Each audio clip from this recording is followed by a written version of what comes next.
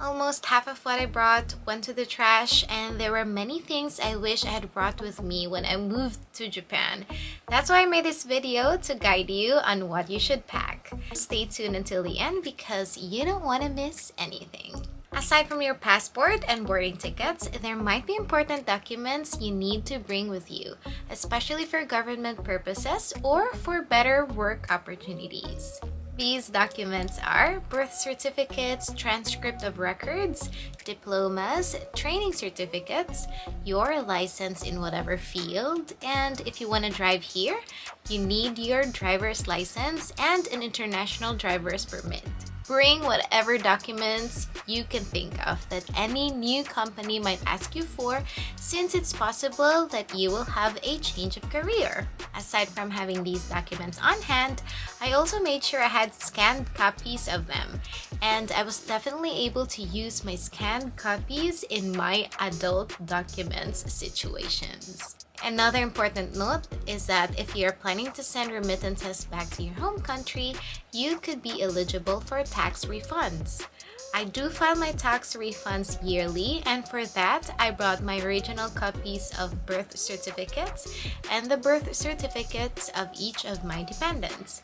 My dependents are my family members whom I am sending money to. As for my job, I was assigned to drive, so I also brought an international driver's permit. It may sound fancy, but you can actually just buy it. I also need to change my IDP to a Japanese driver's license, so I also made sure to bring the receipts for getting my Philippines driver's license because some license centers in Japan required them. I was in Chiba before and they required my driver's license receipts, so bring them if you have them. By bringing these important documents, you will be able to save money instead of sending them to Japan, so take note of that. This can differ depending on which month you are moving to Japan. I moved in the spring, so I brought at least 2 coats with me. I also brought at least 2 sets of heat-techs. Bring enough clothes for your training days if you have training days when you arrive.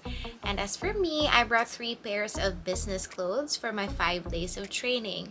I also brought 3 sets of casual wear and 3 sets of home clothes. For my footwear, I brought my business shoes, which are just regular closed black shoes. A pair of casual shoes, which I already wore during my flight to Japan. And another pair of sneakers because we were required to wear indoor shoes at school and I already have an old pair. As for clothes and shoes, don't worry because there are a lot of thrift shops where you can buy used but unabused items. Some of the popular shops are Mercari, Wonderax, Book Off, Mode Off, Tampopo House, Hard Off, Trafac, and Second Street. Of course, there are a lot of online stores where you can buy your home country's stuff, but you will be surprised at how expensive they can get. I got lucky that I live in a place where there was a nearby Filipino store, but they were 3 or 4 times more expensive than the usual supermarkets in the Philippines. So if you want to satisfy your home country's food cravings, bring your favorite snacks, condiments, and seasonings. Also, make sure that you bring just enough and make sure that they're really what you need and what you really want. Because when I was having anxieties, I copied what the others were bringing, even though they really weren't my usual cravings. Some snacks got expired, so check the expiration dates as well. This is completely optional, but it would be a nice impression for your Japanese co-workers if you would bring some souvenirs or Japanese omiyage from your own country. I brought my favorite candies to share and some popular souvenirs. If you're Filipino, bring these polvoron from Goldilocks. Your co-workers will definitely love them. I got lucky to receive my school assignments beforehand, so I checked the schools I'm going to work on the internet and got the information. So I was able to prepare just enough. Of course, check out the Japanese immigration website to see which items are allowed to avoid problems. For the ladies out there, bring some feminine wash. Aside from it's more expensive here, when I was still living in the countryside of Japan, it was so hard to find them. I would have to visit Tokyo to purchase them or to do it online. Now that I have been able to visit the Philippines for some time, I always make sure I bring some with me. For men and women alike, bring deodorants. Most of my male friends wish they had brought so much from home. They said that deodorants back home are more effective than deodorants here, which I totally agree. I don't sweat much, but when it's summer, it's something. I use Japanese deodorants, but I really have to use them twice a day because they're not that powerful, especially in summer. You know what I mean? I did have a terrible breakout on my first year of living here. It was so bad that I totally lost confidence. I tried using Japanese skincare even though they were expensive, but nothing works for me. So bring your trusted skincare products from home because maybe some Japanese products won't work for you too. This is subjective because I really don't use makeups, but Japanese makeups are expensive for me and I don't like how glittery they are. So maybe you would want to bring cosmetics from home. Japanese makeup products are also more for the light skin tone because Japanese women have lighter skin tone. So if you love makeup products, bring them with you. Aside from skincare, bring some medicine.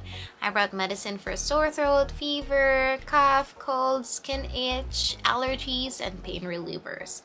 Of course, Japanese medicines are effective, but I can't speak Japanese and I want to know what I'm taking in case I have to. But the thing with Japan is that they care. If you are paying for their national health insurance, you should not worry because health checkups and medicines here are really cheap. They're also well explained in the pharmacies here and they're super efficient. They make sure that you get what you need and you understood how to take certain medicines. Coming to Japan, I really didn't have much money to spend on electronics. So I brought my laptop charger, mouse, and mouse pad with me and they worked just fine. I brought an open line Android phone back then along with its charger and it worked just fine. There are a lot of electronics in Japan and if you're okay with secondhand, they are much cheaper. So bringing and buying them here is totally up to you.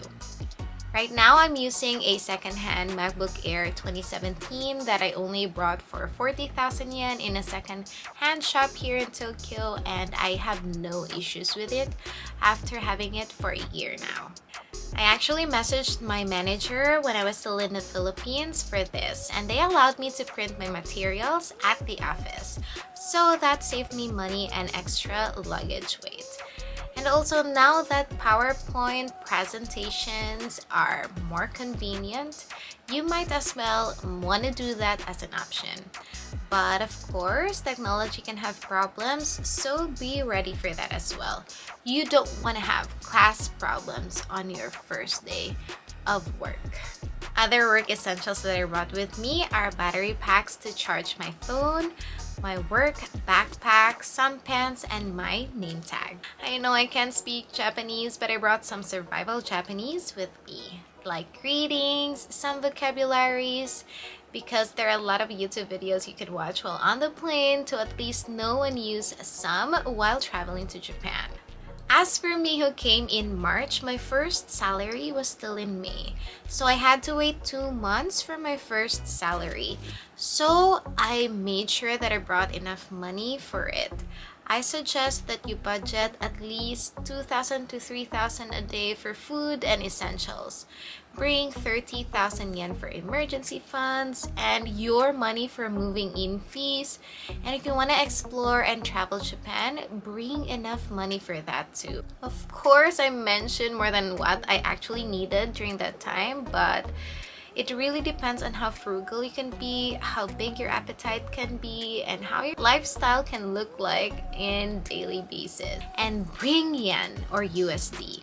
Unfortunately, Philippine money has a super low exchange rate and you don't want that. And lastly, bring a positive outlook. You are now moving to Japan and you definitely did it. You deserve a new adventure, a life-changing experience, new friends, personal developments, and happier memories. I am rooting for you. I'm so excited for you. I'll see you here in Japan. Gambare. Bye!